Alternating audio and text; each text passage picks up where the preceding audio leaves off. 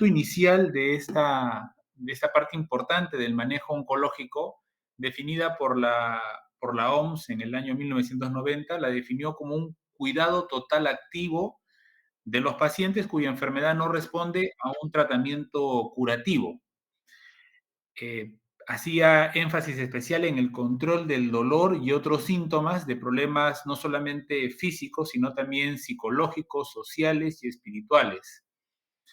Luego, en la actualidad, el enfoque de esta parte importante del manejo oncológico recae no solamente en los pacientes, en su calidad de vida, sino también de la familia, ¿no? Que enfrenta a este problema que amenaza la vida y que a través de la prevención y el alivio del sufrimiento, con una identificación temprana y una evaluación y tratamiento del dolor y otros problemas físicos, psicológicos y espirituales, ¿no? Entonces, abarca un concepto mayor que no solamente involucra al paciente que está sufriendo la patología de cáncer, sino también a su familia y con un punto de vista más preventivo, con una identificación temprana de los principales síntomas, destacando siempre lo que es el dolor. En los modelos actuales podemos compararlos con los tradicionales, donde inicialmente se daba un tratamiento antitumoral, como ven en la imagen del lado izquierdo, y al final se daba lo que es el cuidado paliativo, ¿no? En el modelo propuesto actual se trata de un tratamiento en paralelo, que seguramente al inicio se va a dar un mayor énfasis al manejo antitumoral con las terapias, que parte de ellas hemos revisado en la clase anterior, pero que ya de un inicio tiene que haber un acercamiento a lo que es este cuidado paliativo, ¿no? En el concepto que hemos revisado. Y que cuando nos acerquemos más al desenlace de la enfermedad, si esto corresponde así, dependiendo de la situación clínica del paciente, se va a dar más énfasis a este cuidado paliativo. El concepto de los cuidados continuos dado por la Organización Mundial de la Salud en el curso evolutivo del paciente oncológico no solamente involucra eh, estas terapias de apoyo, sino también en combinación con las terapias curativas que podemos ofrecer dependiendo del momento de la enfermedad, de las terapias dirigidas contra el cáncer y en la fase terminal. Estas terapias de apoyo que se puedan brindar lo vamos a llevar de un inicio con la atención primaria, el tratamiento de soporte, los cuidados paliativos, la rehabilitación, ¿no? La incorporación o el regreso al trabajo, a la actividad social del paciente, teniendo en cuenta también sus aspectos espirituales propios de cada persona. El tratamiento, hay diferentes tipos de tratamiento que tenemos que hablar en este cuidado paliativo del paciente oncológico. El primero de ellos es el sintomático, que consiste en calmar o aliviar simplemente, no estamos curando, sino solamente calmando, aliviando los síntomas de la enfermedad que se pueden desconocer o que quizás no tenga un tratamiento eficaz. El tratamiento de soporte, que no solamente integra la mejora de los síntomas, que ya están con los cuidados sintomáticos, sino también un apoyo social a los pacientes, a su familia o a los que cumplan la función de cuidador en cualquier momento de la enfermedad y mejora los efectos secundarios al tratamiento para alcanzar un éxito terapéutico, ¿no? Porque en muchas ocasiones los tratamientos pueden ser muy efectivos, pero los efectos adversos de los mismos pueden interrumpir o retrasar y con esto reducir los efectos beneficiosos de la misma terapia. El cuidado paliativo está dado cuando finaliza lo que es el tratamiento activo y solamente se dispone de un tratamiento sintomático, intenta controlar los diferentes y cambiantes síntomas de la enfermedad desde un aspecto físico, psicológico y espiritual, no solamente del paciente, sino también de la familia, de los cuidadores, de las personas que están alrededor del paciente con cáncer. No es un tratamiento específico, lo que busca es controlar los síntomas y con esto brindar una calidad de vida y también se tienen que ofrecer cuando estamos en la etapa final de la vida, cuando la muerte es inminente. Los cuidados continuos, que hace referencia a todos estos cuidados que podemos tener en todo el trayecto desde que tenemos el diagnóstico de la enfermedad oncológica es la atención integral de la persona enferma desde el punto de vista biológico, psicológico, familiar, laboral y social, atendiendo las necesidades de cada una de estas fases y no rompe la atención que le brindamos al paciente y sus tratamientos, ¿no? Lo vamos a dar conjunto con los tratamientos que damos, ya sean de soporte, de paliativos, de control sintomático, que puede darse en las fases avanzadas y al final de la vida. Y como ya hemos repetido, incluye tanto al paciente como a los familiares. Estos cuidados continuos dados por la Organización Mundial de la Salud podemos englobarlos en estos 9 aspectos. El primero de ellos, y dando énfasis al alivio del dolor y a otros síntomas, afirman la vida y consideran la muerte como un proceso normal. No se trata de acelerar ni retrasar la muerte, sino un acompañamiento. Hay aspectos espirituales y psicológicos.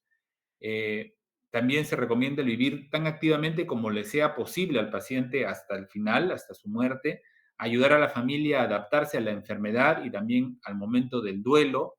Es un equipo de responder necesidades del paciente y de la familia, mejoran la calidad de vida para influenciar positivamente el curso de la enfermedad y de forma precoz, en conjunto o en unión con los tratamientos que se dan para prolongar la vida, como la quimio, la radio u otros tratamientos oncológicos, y además en aquellos que incluyen lo que es la investigación, lo que en oncología es tan frecuente como el ingreso a ensayos clínicos para mejorar de alguna manera las situaciones del paciente. La enfermedad terminal es un concepto que está dado en aquellos que no responden a un tratamiento específico que se trata de curar o estabilizar la enfermedad. Por ello, esto va a conllevar a la muerte en un tiempo que puede ser variable. Durante este proceso está caracterizado por un alto grado de sufrimiento, lo cual debemos controlarlo, y tiene algunas características especiales como estar dado en enfermedades avanzadas, ¿no? Enfermedades que han sido diagnosticadas de un inicio como estadio clínico 4, ¿no? En esta forma de estadiaje de la enfermedad oncológica, eh, o en aquellos casos en los cuales fueron inicialmente catalogados como enfermedades tempranas, pero que luego han presentado una recurrencia de enfermedad. La falta de posibilidad razonable a una respuesta de tratamiento, también cuando nos damos cuenta que ya el paciente no va a poder recibir un tratamiento específico. Hay la presencia de diferentes problemas o síntomas de manera intensa, múltiples y cambiantes. Hay un gran impacto emocional y el pronóstico de vida es menor a los 6 meses. Cuando se cumplen estas características, estamos frente a una enfermedad de tipo terminal. Además, bajo estos criterios del deterioro físico, psíquico, debilidad intensa, paciente postrado, con disminución de su nivel de conciencia, dificultad para la ingesta de alimentos o los propios medicamentos, tiene síntomas no solamente físicos, sino también psíquicos y emocionales. Y el status performance, lo que hace unos días les explicaba sobre el índice de Karnofsky y el ISCOC, menos de 40 y mayor de 2 respectivamente. En estas tablas que ya se las compartí la vez pasada, pero como se las vuelvo a repartir, de acá va a salir de todas maneras alguna pregunta de este tema. En un paciente terminal, hay una perspectiva del enfermo sobre lo que significa una buena muerte, ¿no? Y eso es muy dependiente del paciente, del enfermo, está por encima de todo el control del dolor y otros síntomas, evitar una prolongación inadecuada de la muerte, cuando la vida ya no es agradable, aliviar cargas sobre la familia, eso también piensa el paciente enfermo, ¿no? Dejarle la menor carga a la familia, lograr un control de la situación y fortalecer la relación entre los seres queridos. Variablemente podemos hablar que una buena muerte, en realidad no existe una forma correcta de morir, salvo la que el paciente decida de manera informada. También estamos, desde el punto de vista médico, obligados a transmitir las malas noticias de manera concreta. Tenemos que dar un razonable, buena información, y esto varía en cada uno de los pacientes. Hay pacientes que toleran mejores las noticias que otros, y eso tenemos que saber comunicarlo. Y tenemos que conversar sobre el pronóstico. De todos los síntomas que tenemos que manejar en este cuidado paliativo, en un porcentaje, como ven en la tabla, a la cabeza está el dolor, luego está la astenia, la pérdida de peso, la anorexia y lo demás que están viendo en esta tabla. El dolor oncológico es una experiencia sensorial y emocional desagradable asociada a un daño real o potencial en un tejido o descrita en términos de dicho daño. En 1994 se definió este concepto en la Asociación Internacional para el Estudio del Dolor. En sí es uno de los síntomas más frecuentes del cáncer y sin duda el de mayor impacto. Está presente en un 33 a 60%, llegando hasta 64% en pacientes de enfermedad avanzada. El 5 y 10% de los supervivientes del cáncer presentan dolor crónico, es decir, aquellos pacientes que superan el cáncer. Esta clase ya ustedes la han revisado, las supervivientes del cáncer, pero en aquellos que incluso llegan a vencer, digamos, al cáncer, presentan en un porcentaje un dolor crónico. Un tercio de los pacientes no recibe el analgésico adecuado según la intensidad de su dolor. Y podemos clasificar este dolor según el tiempo, en un dolor agudo o crónico, según su mecanismo nociceptivo, neuropático o psicógeno, y según la evolución en continuo o episódico. Además, si este está dado por el tumor o su metástasis de manera directa frente a una compresión o infiltración, sobre todo de las estructuras nerviosas, o de manera indirecta por la liberación de citoquinas en este cuadro inflamatorio que también reviste el cáncer, como se revisó en estas 14 características del proceso oncológico. La relación con el tratamiento puede estar relacionado no solamente con la cirugía, que sería lo más clásico, sino también con lo que es la radioterapia, quimioterapia o tratamientos específicos. Otros tipos de tratamientos sistémicos también pueden causar algún tipo de dolor y también, como cualquier paciente, que no esté exento a sufrir infecciones, trombosis o alguna otra comorbilidad que también puede generar el dolor. Para catalogar la intensidad, semiológicamente usamos lo mismo que cualquier dolor en común, ¿no? Donde el paciente de manera, en esta escala visual analógica, nos describe el empeoramiento del dolor.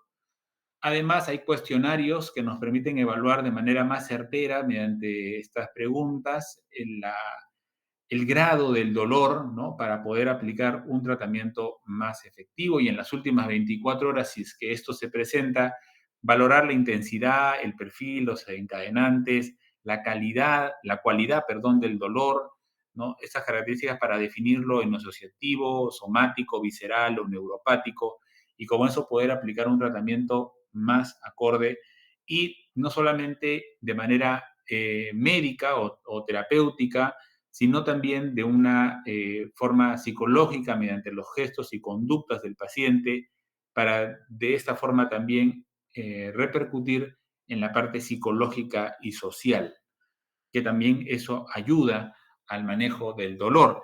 Ahora, desde un punto de vista farmacológico, podemos catalogarlo en 4 escalones. El primero de ellos con los analgésicos no opioides. En el segundo escalón tendrán los opioides para un dolor moderado. En el tercero, para un dolor severo. Y en el cuarto ya son técnicas intervencionistas, ¿no? Que también usa los analgésicos adyuvantes, no opioides y opioides en combinación. En el primer escalón están los AINES, ¿no? Los más conocidos, paracetamol, metamizol, son analgésicos débiles o no opioides, que generalmente se usan para un EVA de 1 a 3. Cuando este EVA va de 4 a 6, podemos ya estar en un segundo escalón. Todo esto es progresivo, ¿no? Generalmente iniciamos con un manejo del dolor de acuerdo a su EVA, aunque en la mayoría de casos podemos, en todos los casos, empezar con un AINES para luego ir sumando algunos otros medicamentos como los del segundo escalón, que son el tramadol, la codeína, que se denominan opioides menores. Ya en el tercer escalón tenemos los opioides mayores, que tienen la característica de no tener dosis techo, es decir, mientras más medicamento, más dosis de medicamento demos o mayor concentración, mayor será su efecto analgésico, aunque también va a ser mayor sus efectos adversos, lo cual es un impedimento de poder usar mucha carga de medicamentos. Ahí están la morfina, la oxicodona, que es un medicamento bioral, el fentanilo, la propenorfina, que tenemos en parches, tampentadol, metadona, hidromorfona, entre otros. en la EVA de 7 a 10, ¿no? Que pueden usarse solos o en combinación con los previos.